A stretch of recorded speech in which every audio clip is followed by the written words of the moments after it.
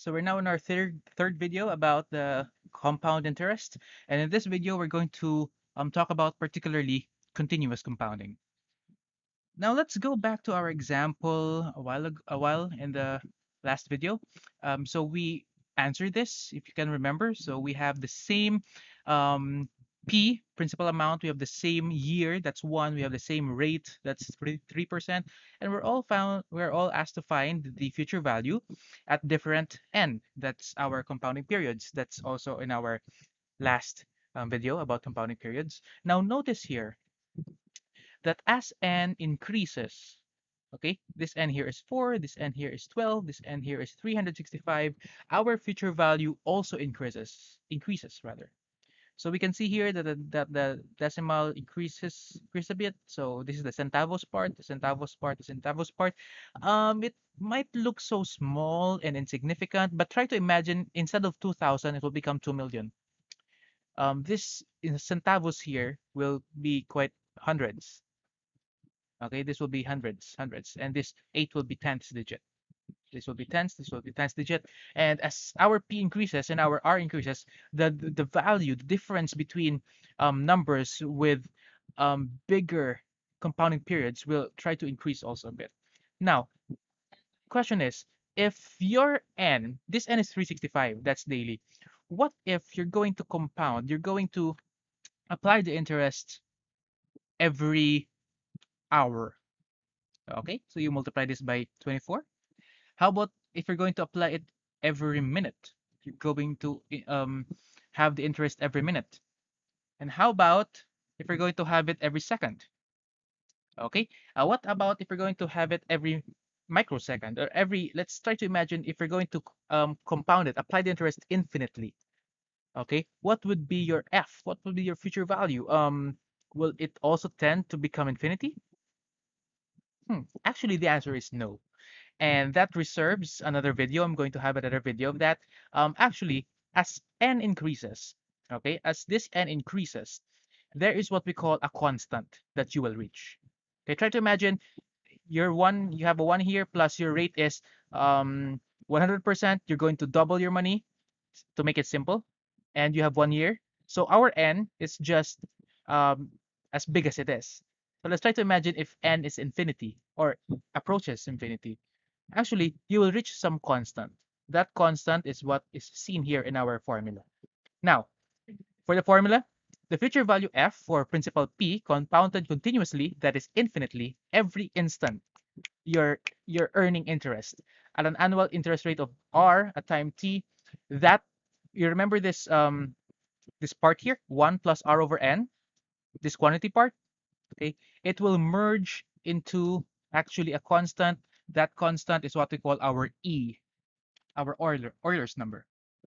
Okay, so what is this E, sir? This is just like pi. Again, it's a mathematical constant. It has a value, and it's irrational. It's an irrational number. So this is the E. Okay, it's equivalent to roughly 2.718281828459045, and you can see that E in your calculators. Get a hold of your calculators. I have it now here in my hands. You can see that E somewhere at the top right of your calculator. Okay, so you can have there the E. It has different pictures, but I prefer the E with a bold and italicized E. Okay, italicized E will be looking fine. So it's up here. In my calculator, this is an ordinary Casio one. So I saw the E in the LN button. Okay, just beside the log, because E and log has a relationship with each other. So they are connected. So it's really gonna be beside or somewhere near the log button or the LN button, the natural logarithm. Hopefully you found it. Again, it's usually on the top right of the calculator. I cannot really specify which button. In my button, it's LN again. But for different calculators, maybe it is located in some different buttons also. So try to understand your calculators also. Okay, so this is it. Your future value, if it is compounded continuously, is principal amount times the E, the constant. This constant is raised to R times T. raised to r times t. Again, how did we arrive to the e? I will give you on a separate special video about that. Okay, so to give you one straightforward example, this is only one. What is the future value of 2,000 pesos compounded continuously at 3% interest rate after 4.5 years? Again, we're going to make use of the gas method. Maybe you can pause the video to answer it.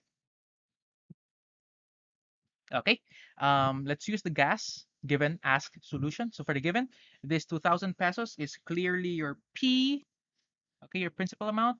This 3% is your R, make it decimal, it's 0.03. Your time is 4.5. So let's make it that 4.5 for simpler use. So what is asked of us? This is our future value, but can we just specify that it's continuous? That's because we're going to make use of another formula. So for the solution, F equals P times E, this E raised to R and T. So let's try to substitute all the values. We have our P as 2,000, our E is a constant, our R is 0.03, our T is 4.5. So let us put that in our calculators, 2,000 times E raised to open parenthesis 0.03 times 4.5 close parenthesis. Um, Anyways, in some calculators, this E, there are some buttons in a calculator that when you click that button, it will be automatic that the next number you're going to click after that will be a number raised to E. So especially if the button that you saw, the E that you saw is doesn't look like italicized, it looks and the image on the calculator um, looks like E raised to X. If we're going to make use of that E raised to X button, or that symbol in the calculator, you don't need to put the caret anymore. But if you're going to use the italicized E, you need to make use of the caret. Okay, the one symbol that specifies that you are raising. So if I'm going to click equals, unequals, the equal sign here, pretty much it gives me this number, 2,289 pesos and 07 centavos. It's 0.73569. So round it up to the nearest centavo since that's our real money. Okay, there's no money after that. Okay, so that's a pretty straightforward example, just one for the continuous compounding. The difficulty here is just to make use of the e technically in the calculator. So anything else will be a piece of cake. Okay, so the last part of our compound interest lessons will be finding the present value. Just like in our simple interest, we need to find the present value of a given problem. So the present value at an compound interest rate R is given by this formula. Okay, here you go. So P equals F all over 1 plus R quantity raised to T. Recall our F formula for the compound interest. What we did here is actually just transpose this part 1 plus R raised to T.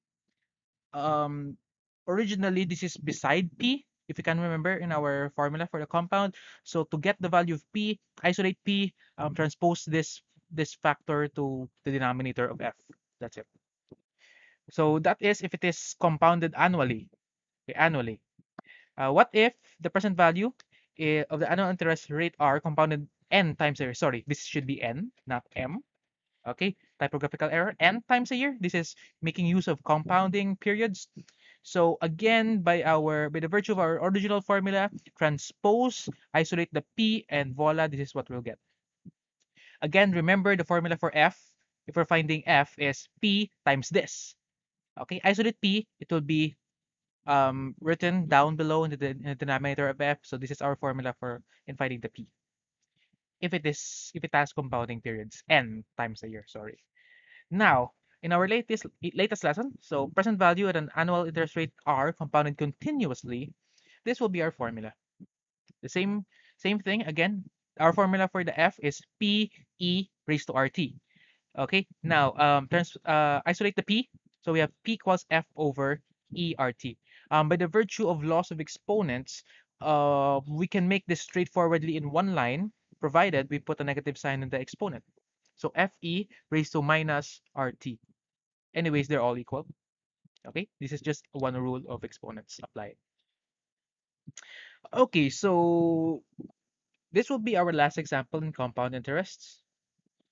3 years from now, Mr. Stark wants to start a business. In order to do that, he estimated that he needs an initial capital of 100,000 pesos. He can deposit an amount today in one of the following accounts. So in the future, Mr. Stark needs this kind of amount, okay?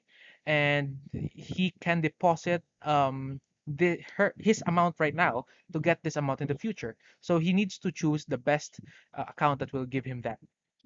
So account one offers 1.5% annual compound interest rate. Account two offers 1.4% annual interest rate compounded quarterly. This is annually, by the word. Number three offers 1.1% annual interest rate compounded monthly. And account four offers 1% annual interest rate compounded continuously. So the question is, which of the accounts will require the least deposit? Of course, we would like to find out what is the least deposit so that after 3 years, Mr. Stark will be very sure that he'll have 100,000 pesos in his account. Now, which of these accounts will will be needing the least deposit? Of course, if that's the case, Mr. Stark will win. Okay, because choosing a wrong account may lead him to you know put a bigger amount wherein he can choose another account which can save he can save a bit. Okay, so what we'll do here actually is to find the P. What what is the least P that could give him 100,000 pesos in the future, given this 3 years time period and this 1.5% interest rate and the rest. Now we're finding for P. And I want you to pause the video, okay, and try to get the values of all the accounts from 1 to 4 and tell me, encircle the one which has the least. You may think that this is the one because it's 1.5%. It has the bigger interest rate, but it's only compounded annually once a year.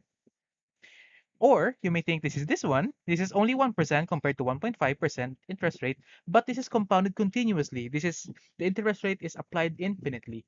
Now, which of the accounts will be the best? Okay, your time starts now. You can pause the video.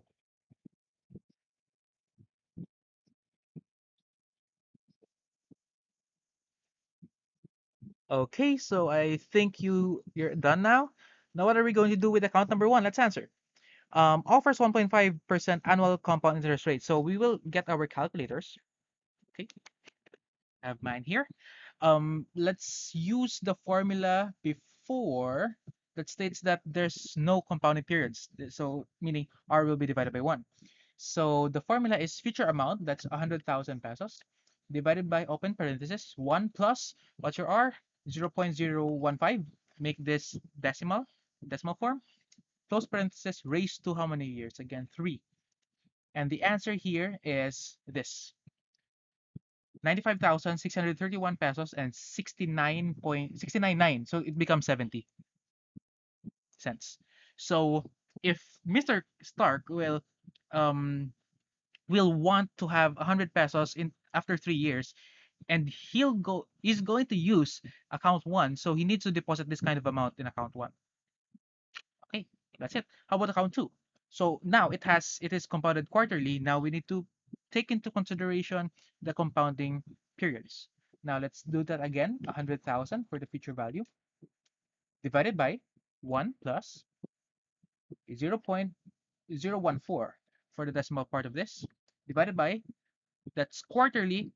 Quarterly equals 4 times a year divided by 4, close parenthesis, raised to, open parenthesis, raised to 3 years times quarterly, 4 equals, and this is the number that came out from my calculator. It's 95,894 pesos and 0096 centavos. So 009 rounded up, so it will become 01 and 1 centavo. So pretty much we can see that Mr. Star can still save if he will choose account one. So meaning account two is out of the picture.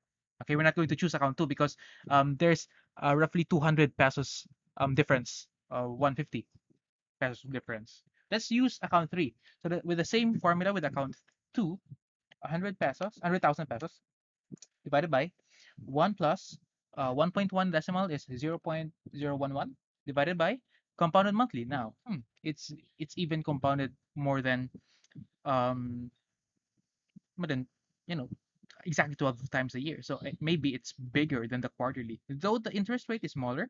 But we'll see. Divided by 12, close parenthesis, raised to open parenthesis. That's 3 years times 12 months, and voila, the answer is here. So it's 96,755 pesos and 318. So 318, we need to round it up into 32. This is our answer. Now, which one is better? Account 1 or account 2? Remember, we have crossed out account 2 already. Account 1 or account 3 rather. So this account 3, um, as you can see, needs even more money because this is 96 pesos. Account 1 is still the best one to choose because it's only 95,600 something. Here it's 96,000. It's if you round it up, it's 97,000, right? Now, this is our last chance. Which one is better? Account 1 or account 2? Since this is done continuously. Okay, let's make use of the formula. 100,000 divided by um E. Where's our E? Okay, here's our E raised to our interest rate. This is 0.01% times years. How many years? 3 years. Close parenthesis, close parenthesis. And this is the answer that comes out of my calculator. So it's 97,044 pesos and 55 cents. It's actually 553. So retain it. Okay. Or if you're going to use the other formula, that is 100,000 times E raised to open parenthesis negative 0.01 times 3, it's still going to give me the same exact answer actually. Okay, so what's the question to be answered? Which of the accounts will require the least deposit? Is it A, or is it account 1, 2, 3, or 4? We can see clearly that account 4 even worsens it because this is 97,000, more than 97,000. So the best account to choose is actually account number 1, which will need Mr. Stark to only deposit 95,631 pesos, and after 3 years it will become 100,000 pesos, which will let him deposit the least, so he can save up. Imagine if you're going to choose number 4, so you have around 1,500 pesos that has been spent because of just the deposit, wherein you can save that if you're going to choose the correct account. Okay, so I hope you had it clearly, though we don't have the solutions in this page, but hopefully you can follow. Okay, so actually this is the last part of our compound interest. We're now at the end of lesson 2, and we are just done with compound interest, right? Next up will be the videos. Maybe this will be a quick video about effective rate of interest. Okay, so see you soon. We'll have another batch of videos next. Okay, thank you so much for watching, and don't forget to like and subscribe. See ya.